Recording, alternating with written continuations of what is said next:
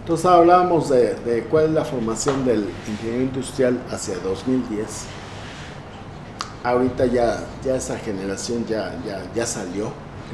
Hay un periodo de transición. Tal vez algunos de ustedes están en el periodo de transición entre que estaban entre la nueva y la viejo mapa curricular, ¿sí?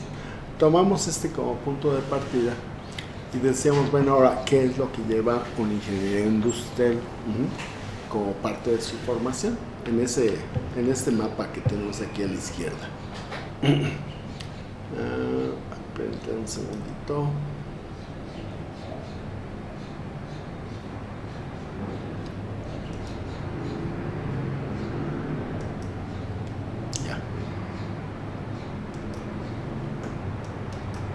Ya. Entonces vamos aquí aparecer una materia de tercer o cuarto semestre de contabilidad, financiamiento, contabilidad, finanzas o algo por el estilo y costos. En ocasiones desafortunadamente ese curso se maneja mucho por el lado de la contabilidad, que creo que es el aspecto menos interesante. Para mí lo más relevante es que un ingeniero industrial debe saber costear, ¿no? Y en ocasiones no se sabe costear. Tampoco los ingenieros mecánicos, etcétera. El tema de costeo, nosotros hacemos una propuesta y siempre nos van a preguntar, bueno, ¿y cuánto nos cuesta esa solución que se está planteando? ¿Sí? ¿Y cuáles son los beneficios? ¿Sí? Y más que un aspecto contable, se trata de ver cuáles son los fijos, los variables, en fin, tener capacidad de costeo. Hay un profesor que les pide, a ver, vamos a suponer un negocio de hacer tortas y quiero que hagan el costo unitario de cada torta, cuál es el margen de utilidad y cuál es, en fin, y me parece genial su manera de trabajarlo, porque sobre algo muy cotidiano les presenta un procedimiento de análisis, ¿sí? Tal vez alguno de ustedes ha estado ahí. Ingeniería económica, que es el ver el valor del dinero en el tiempo, o sea, nosotros invertimos ahora y esperamos tener ganancias en el tiempo. Entonces, esto lo ven tanto en esa materia de ingeniería económica como en la siguiente, que es de evaluación de proyectos. Entonces, en evaluación de proyectos lo que vamos a ver es que hay unas características, partiría de un estudio de mercado, en el que vemos qué se ofrece, a quién se le vende, cuáles son los canales de comercialización y eventualmente, si nosotros tenemos un proyecto, ver si ese proyecto tiene posibilidades de ser exitoso o no.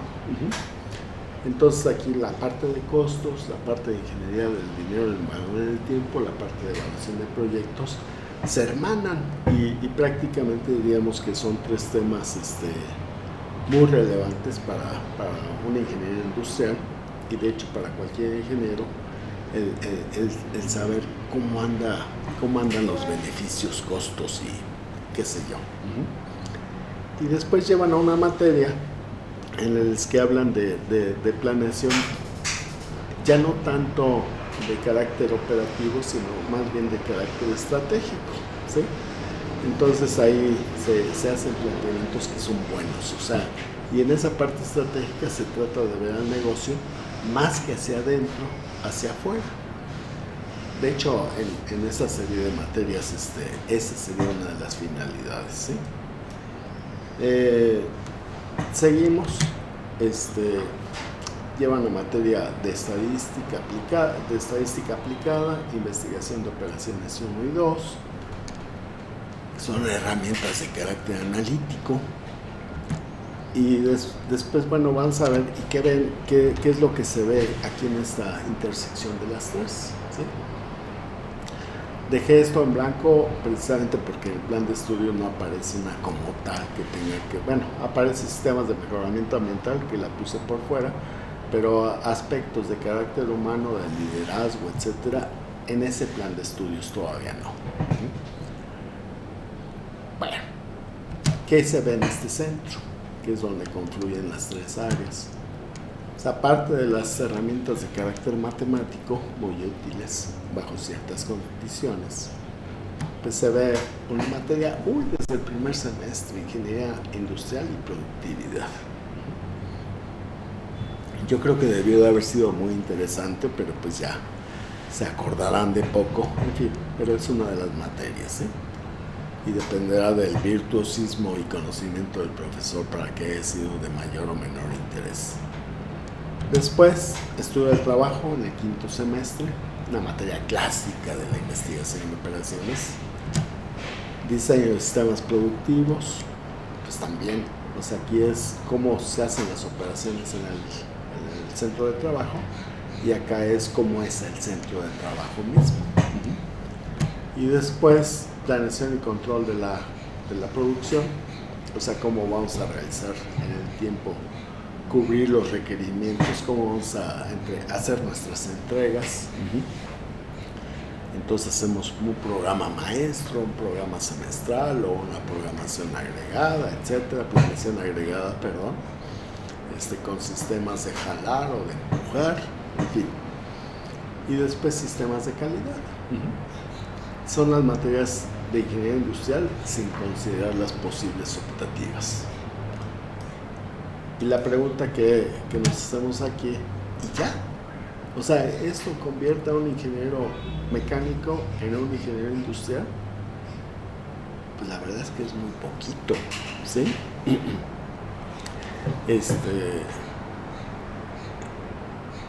A mí me parece, perdón por la expresión, bueno, muy pobre, lo voy a dejar así. Entonces, ¿qué es lo que se hizo en el plan de la reestructuración del plan curricular de 2016? ¿Sí? Entonces, aquí lo que se hizo, quitar algunas materias de mecánica, etcétera. No entro en ese detalle, pero se conservaron las asignaturas anteriores y se agregó cadena de suministro ya como parte regular. Antes era optativa. Se agregó simulación, que me parece muy relevante, y se agregó, prácticas profesionales, el ir a la calle a ver qué pasa.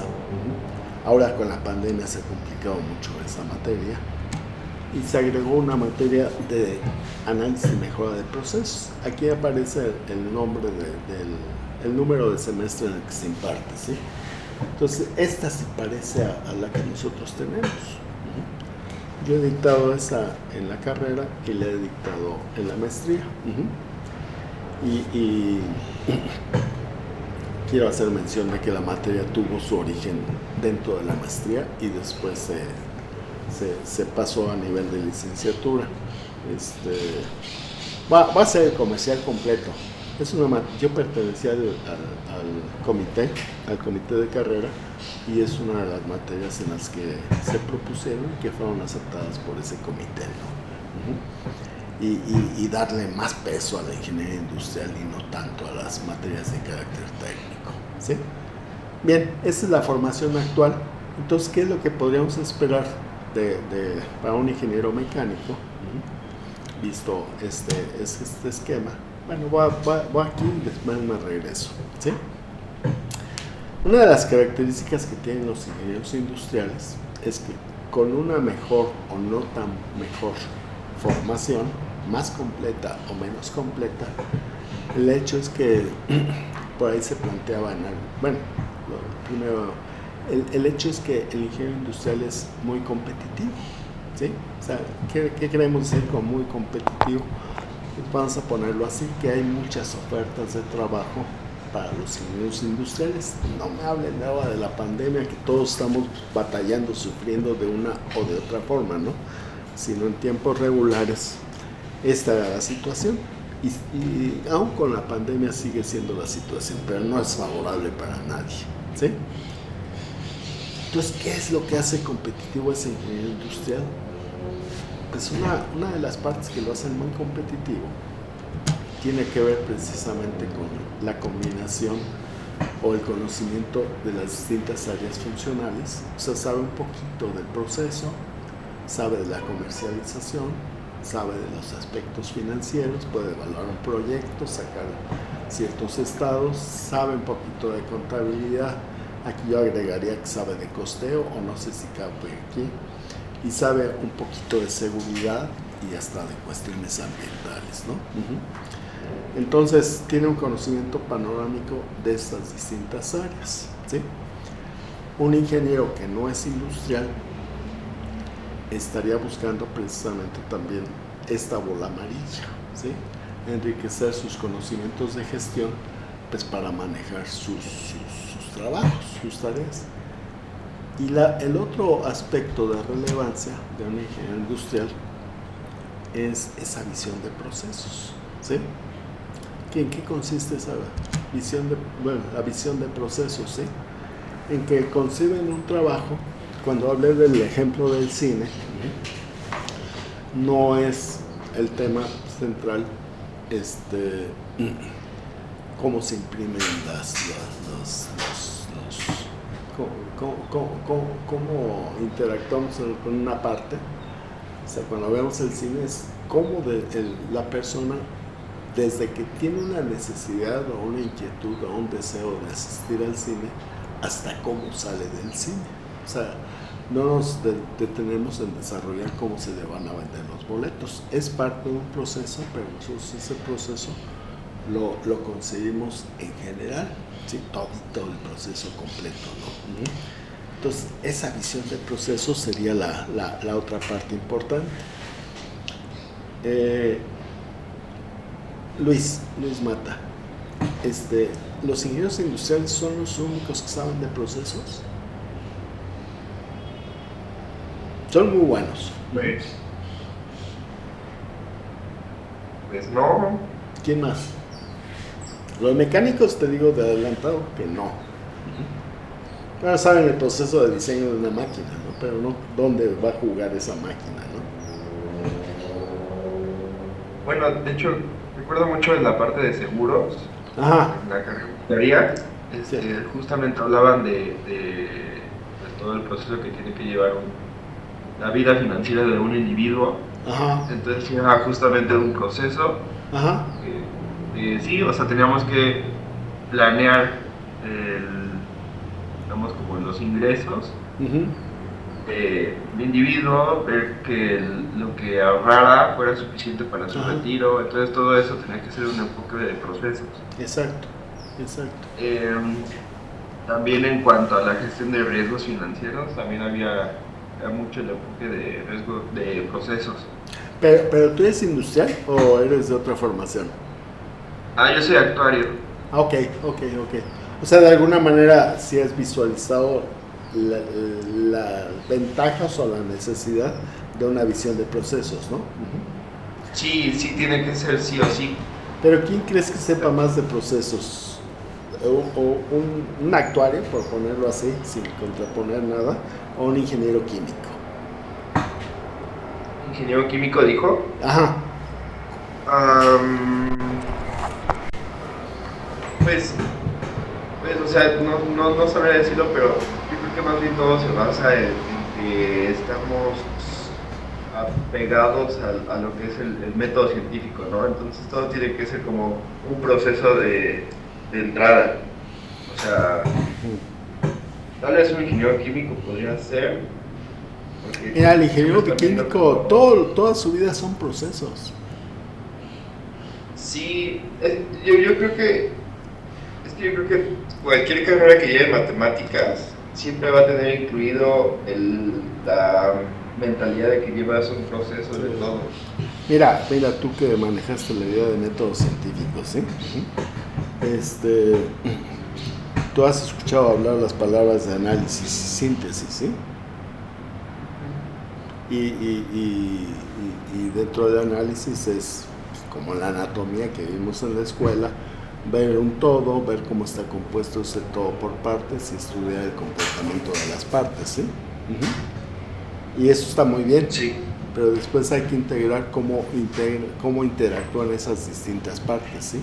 Y eso no necesariamente es parte de la formación de un ingeniero típico, ¿sí? Eventualmente todo lo que hagamos, no todo, no va a ser así. En muchas de las cosas en las que participamos son procesos. O sea, hacer un guiso es un proceso, vender un producto, comercializar un producto, se puede conseguir como un proceso, ¿sí? El punto está en que pocas veces nos vamos a detener a estudiar todo ese proceso, ¿sí? Sino que nos centramos en algunas de las partes. Los ingenieros mecánicos, para no pensar en los actuarios, saben de ingeniería mecánica, ¿sí? Pero en ocasiones se abstraen y se dedican a un equipo, cuántos engranes y cuál es el paso entre los engranes y cuál es la fuerza que gasta y la potencia, etcétera, toda una serie de cosas muy padres, pero que le hacen perder la vista de todo el proceso productivo, ¿sí? De hecho, no llevan materias de esas características. Bueno, pero no entremos ahorita en ese debate. Vamos a mejorar. Sí, en ese aspecto creo que sí, el ingeniero industrial está más consciente del proceso. Sí, y una cosa que le vamos a preguntar a Topacio más tarde es pero ahorita no. ¿Cómo percibe lo que platicamos hoy, ¿no? Porque es una nueva carrera y tiene ciertas características particulares, ¿sí? Bueno, ¿algún comentario que quieran hacer ustedes? Bueno, entonces regresamos. Esta parte amarilla es una de las partes distintivas de un ingeniero industrial, no únicas, no solo él, pero por ejemplo el ingeniero químico al que hacía alusión no maneja estos asuntos, ¿sí? Esa parte amarilla, vamos a ver si en otras... El otro lugar donde hay un conocimiento de gestión, vamos a llamarle, también igual de fuerte, y la parte de costos mucho mejor, es con los ingenieros civiles, ¿sí? Entonces los ingenieros civiles sí saben de evaluación de proyectos, sí saben de costeos, sí saben de evaluación de costos, de finanzas, de mercadotecnia, ¿no? Pero de mucho de esta zona amarilla, sí. Pero no saben de procesos, ¿sí? Los ingenieros químicos saben de procesos, pero no saben de esta parte, y en lo general vamos a particularizar en un ingeniero mecánico, no sabe ni de procesos ni de esto de por aquí abajo, ¿no? O sea, sus conocimientos van hacia otros campos. Ahora, cuando vean estos señalamientos, estos guindas o rojizos, más intensos o menos intensos, hacen referencia a que vamos a dejar por el momento esa discusión, ¿sí? Entonces, el asunto hasta hace un momento era la formación del ingeniero industrial, y ver que incluía esas tres esferas y una de esas partes de las intersecciones era propiamente la ingeniería industrial, y una de las partes relevantes es que además de la parte técnica saben de la parte de gestión, ¿sí? Hasta ahí nos quedamos en este momento, ¿sí? A ver, Topacio, ¿qué sabes tú como ingeniera? ¿Cómo se llama tu carrera? Ingeniería en sistemas biomédicos. A ver, ¿qué sabes de qué? ¿Es una adaptación de la ingeniería industrial o qué es? ¿Cómo lo sientes? ¿Así ha visto? Bueno, tiene 3 módulos. Ajá. Uno de ellos es biomecánica, que está más enfocado pues, a la parte pues, mecánica de la tecnología médica. Ajá. Hay otro módulo que se llama instrumentación médica, que está enfocado a la parte como de electrónica. Ajá. Logística hospitalaria, que sí tiene como más una visión de ingeniería industrial. O sea que saben de lo que sería parte de esta intersección, ¿no? ¿Topacio? Exacto. En el caso de los de logística, tomaron muchas materias con los de industrial precisamente para enfocarse a los procesos dentro del área de salud. Ajá. ¿Y todo lo particular? A ver, déjame hacer un recuento a ver si te entendí. Tienen un área de cómo es el cuerpo humano. Le llamaste biomecánica, si no me equivoco. Entonces, pues no sé, una articulación, cuántos movimientos tiene, etcétera, para que eventualmente se diseñe un aparato que trate de imitar igualar esa mano, una mano mecánica que sea igual que una mano de veras, ¿no? Y que cumpla las mismas funciones de agarrar, soltar, apretar, etcétera. Y eso, pues, en la facultad hay pues una historia que en el sentido de que se han diseñado manos mecánicas, ¿no? Y no solo para eso, pero los robots estos que ahora se utilizan para una persona inválida y que tenga un esqueleto exterior, un esqueleto mecánico, en fin, hay cosas padrísimas ahí, ¿no? Esa sería una parte. Otra parte creo que tendría que ver con las máquinas, que podrían ser los respiradores, o podrían ser las incubadoras, o podrían ser no sé, algún otro tipo de aparato que ayude, que sea las radiografías y qué sé yo, que no estamos tratando de igualar a las personas, estamos simplemente tratando de usar instrumentos que nos soporten nuestras actividades como en un hospital, ¿no? ¿Sí estoy ahí más o menos? ¿Te entendí? Sí, justamente. Ok. Y la tercera área tiene que ver cómo funcionan los hospitales, ¿sí? Se podría parecer a un ingeniero mecánico. ¿Perdón? Sí, exacto, la administración de los recursos de un hospital. Ajá. Y para la administración de recursos de un hospital, pues hay un servicio de urgencias. Entonces tienes que ver cómo se brinda ese servicio a una persona, o sea, cómo llega a la zona de urgencias, que le preguntan, qué hacen, a dónde se lo llevan, etcétera, para que esa persona pues le vaya lo mejor posible después de tal vez algún accidente, algún traumatismo, ¿sí? Y como es servicio de urgencias, pues habría otras clases de servicios, como es pues cómo se hace una intervención quirúrgica, cuál es el procedimiento, quién autoriza, cómo se contrata al personal, cómo se les paga, cómo se le cobra al cliente, etcétera, ¿sí? Más o menos ahí voy. Sí, ¿sí? Así es. Y para eso llevaste llevan algunas materias con los compañeros de ingeniería industrial, ¿sí? Sí, exacto, los últimos módulos. ¿Y tú por qué estás aquí? ¿En este curso o en esta maestría? Pues mi módulo... Sí, Mi módulo original era biomecánica. Ajá. Pero por azares de la vida empecé a trabajar antes de concluir la carrera. Ajá. Y empecé como en un área precisamente más logística, en una empresa privada de distribuidora de equipo y material médico. Ajá. Y pues lo que me pedían estaba como más enfocado a esta parte de procesos que a la biomecánica.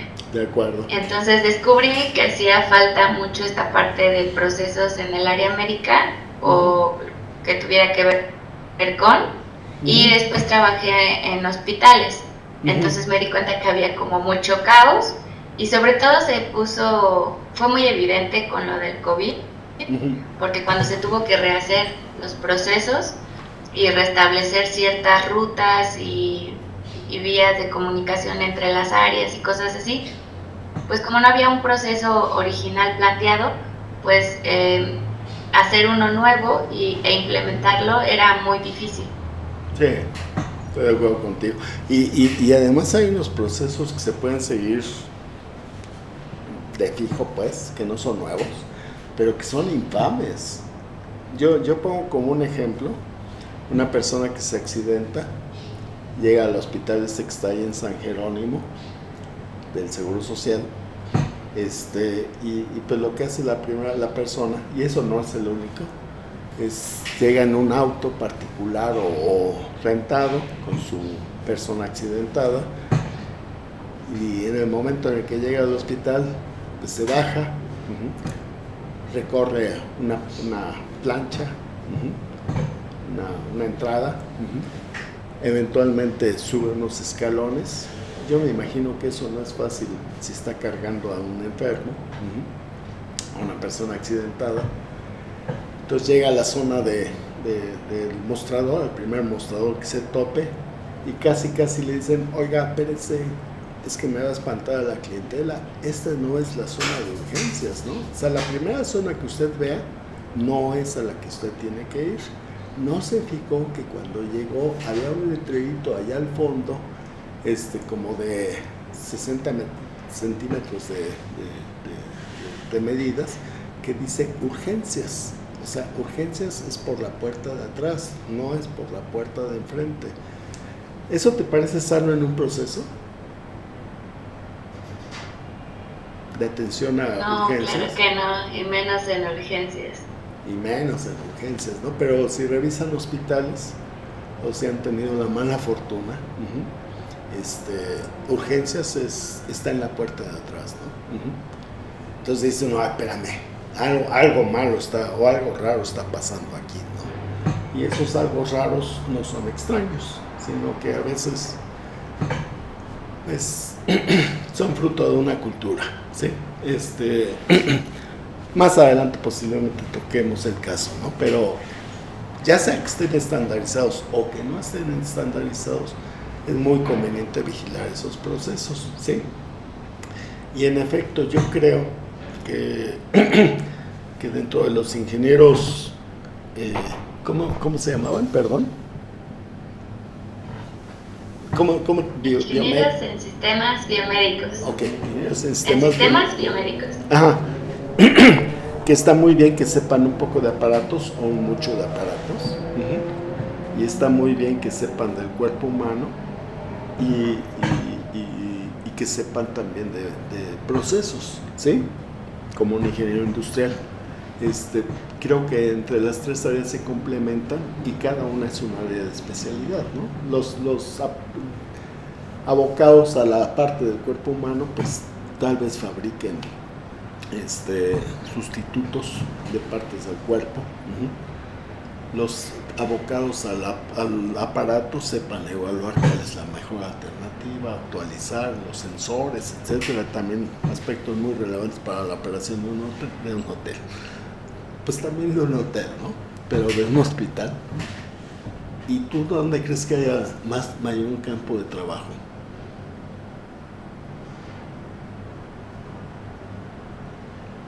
¿Puedes repetirles que no lo escuché? ¿Cuál consideras que es donde hay un mayor campo de trabajo? Pues en nuestro país y como con poca experiencia en la parte de logística hospitalaria. Sí. Yo no sé si nada más en nuestro país, ¿eh? Pero en fin, vamos a dejarlo así.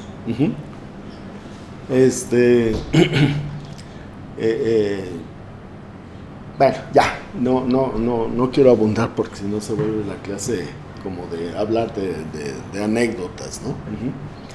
En fin, vamos a dejarlo así. Entonces la formación es semejante y el interés de parte tuya es fortalecerlo, ¿no? Brincamos al siguiente tema, pasamos al siguiente tema, a menos que haya algún comentario o duda. Esta pequeña reflexión o discusión, la idea es que como que no simplemente había una diapositiva que hablaba de esto, sino que traten de ubicar su situación personal y eventualmente alguna cosa que les quede en duda, ¿no? Vamos a la segunda parte, que se llama el desarrollo de análisis y mejora de procesos, ¿sí?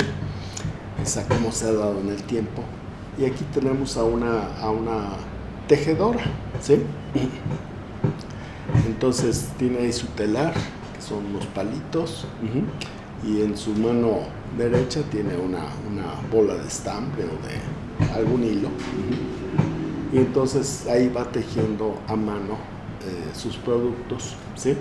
Y eso los podemos ver en Michoacán, etcétera, y es un trabajo de carácter artesanal. En este trabajo de carácter artesanal, pues poco tendría que ver con un ingeniero industrial, ¿sí? Es un trabajo que realiza una persona y con un aparato rudimentario, ¿sí? En algún momento alguien se... déjenme ir aquí primero, ¿sí? No, sí estaba bien. Entonces aquí está un señor que se llama Adam Smith, que plantea lo siguiente, ¿sí? Ya busqué una mejor diapositiva y no la lleno. Entonces, año de 1750, ¿sí?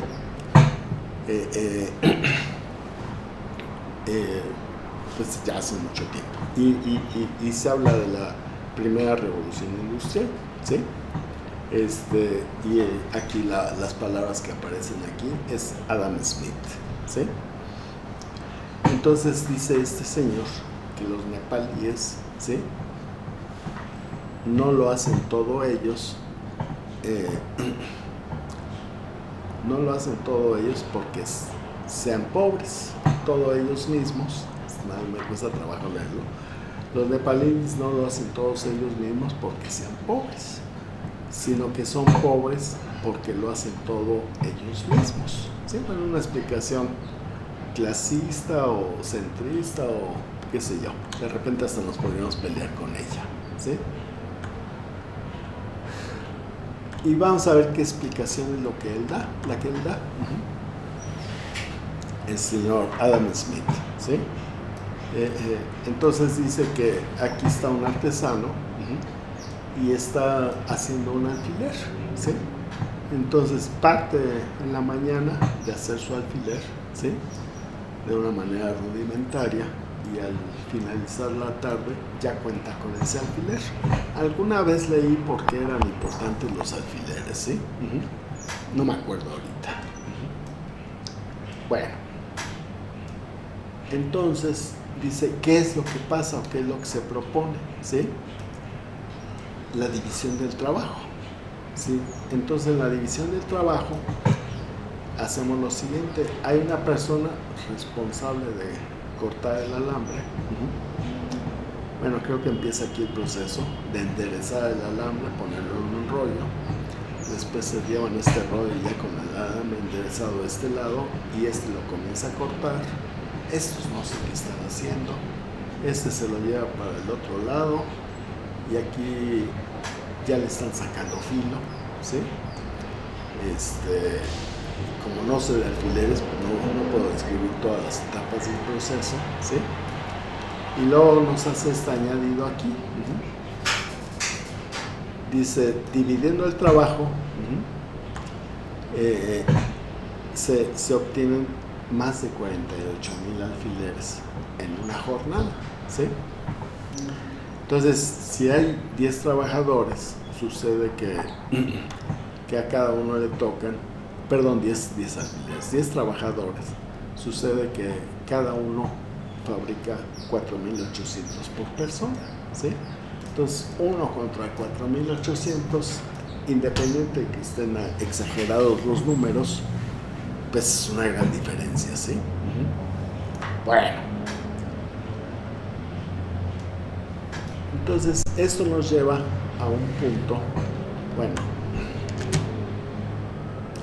lo voy a mezclar con otro hecho. Esta es esta máquina en la que la fuerza motriz es humana, ¿sí? Pero ya es una máquina, no son unos palitos, sino es una máquina a la que le dan vueltas y va haciendo los tejidos, ¿sí? Esta máquina se llama la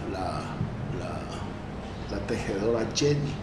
No esta chica, sino la tejedora, le pusieron ese nombre de Jenny. Y digamos que fue un, como se diría elegantemente, un hito en la historia, ¿sí? Mezclando, bueno, aquí ya está esa misma máquina, pero ya está manejándose con vapor, ¿sí? Y más tarde comenzaron a manejarse con electricidad, ¿sí? En la época ya de Ford del inventor otro... ahorita me viene el nombre. Entonces, mezclando la mecanización con la división del trabajo, que es lo que estamos representando aquí, se llegaba a la época de la producción en masa, ¿sí? Y después de esta primera revolución industrial en la que se dan estos elementos, aquí ya hablamos de la producción en serie, ¿sí? La producción en serie le vamos a poner como la segunda revolución industrial. Bueno, no le vamos a poner, se le conocería como la segunda revolución industrial, ¿sí? Y en esa segunda revolución industrial, ¿sí?, habría un nivel máximo al que se puede llegar, y esto lo hizo un señor que se llama Ford. ¿Qué es lo que hizo ahí Luis Enrique Ford? O Luis Enrique, ¿qué ubicas aquí a Ford? ¿Cómo ubicas a Ford? Lo ubico como que fue el que hizo como carros iguales, ¿no? Ajá, modelo T, que es la producción en serie llevada al extremo, ¿no? ¿Qué fabricas? Un coche. ¿De qué color? Negro. ¿Qué modelos? Uno, etcétera, ¿no? Y digamos que todo está estandarizado para hacer el mismo auto, ¿no? Ajá, hasta ahí vamos bien, Luis Enrique. O Enrique. Pero algo más aportó Ford. Supongo que, bueno, como lo comentó, la producción, ¿no? A mayor cantidad. Sí, pero eso ya desde por acá. Aquí ya con la mecanización, aquí ya con ayuda de vapor, aquí no sé si con electricidad o con vapor, debido a Edison, que era el nombre que no me acordaba, ¿sí? Con la creación de la empresa Power, no sé qué. Y aquí, pero Ford, ¿alguien sabe qué hizo Ford?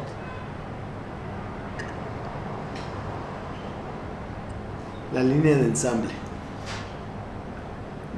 O sea, ¿qué es lo que hacen aquí? En el caso de los telares, el producto va pasando de máquina a máquina de manera natural, ¿sí? En el caso de Ford, ¿sí?, digamos que aquí estaba un coche y los obreros de distintos lugares iban visitando visitando el coche, por decirlo de esa manera, para irle montando las piezas. Y lo que hizo Ford, en lugar de que fueran los obreros de las distintas partes, lo que hizo fue que el coche fuera alrededor de ellos, o sea, que hiciera el recorrido del coche. Por eso aquí hay unas pequeñas vías, ¿sí? Ya tiene las llantas, ya tiene el chasis, ¿sí? Y aquí llegó a la sección de motores, y aquí están los trabajadores trabajando sobre ese motor. Después va a pasar a otra siguiente estación y le van a poner la transmisión o algo por el estilo. Y estas personas ¿qué hacen? Pues esperan a que llegue el siguiente coche y le van a poner también el motor, ¿no? Y esto se le conoce como la línea de ensamble. No sé por qué, pero nuevamente ya tengo 5 minutos. Y quiero terminar esta sesión. Voy a aprovechar 2 minutos y después damos el receso a las 9 y de ahí nos seguimos hasta terminar con el tema, ¿no? Bueno, esto que se plantea aquí en la diapositiva anterior, hay una persona que se dedicó a estudiarlo, ¿sí? Se dedicó a estudiarlo y se plantea cómo es el análisis de tiempos y movimientos, o sea, cómo se tardan para tratar de armonizar el movimiento. El hecho de que las personas se cansan y cuando se cansan pues ya no producen, y entonces ver cómo deben ser los ritmos de trabajo, ¿sí? El diseño, la división del trabajo, que ya hicimos alusión, o sea, cuáles son las etapas en las que conviene hacer divisiones y especialización del obrero. O sea, un obrero que sabe sacarle punta de alfileres, ¿no? Pero no cómo pegarle la cabecita a ese alfiler, ¿no? Entonces se llama la especialización. El diseño de cargos y tareas, los incentivos salariales, o sea, la gente trabaja a destajo, pero hay premios por producción si se superan ciertas metas, ¿sí? El concepto de hombre económico. El hombre económico, pues, es un hombre que opera buscando la mayor satisfacción económica, no personal, ¿no? Entonces eso del amor al arte no se vale en este contexto, ¿sí? Condiciones ambientales, si hay mucho ruido, poca iluminación, mucho calor, el rendimiento baja, y entonces buscar cuál es la mejor condición de trabajo desde el punto de vista no del trabajador, sino de la producción. La estandarización de métodos y máquinas, que sería el trabajo de Ford, y la supervisión funcional, ¿sí? Todo eso correspondería a lo que le llaman la administración científica, y este señor pues operaría como el padre de la ingeniería industrial, ¿sí?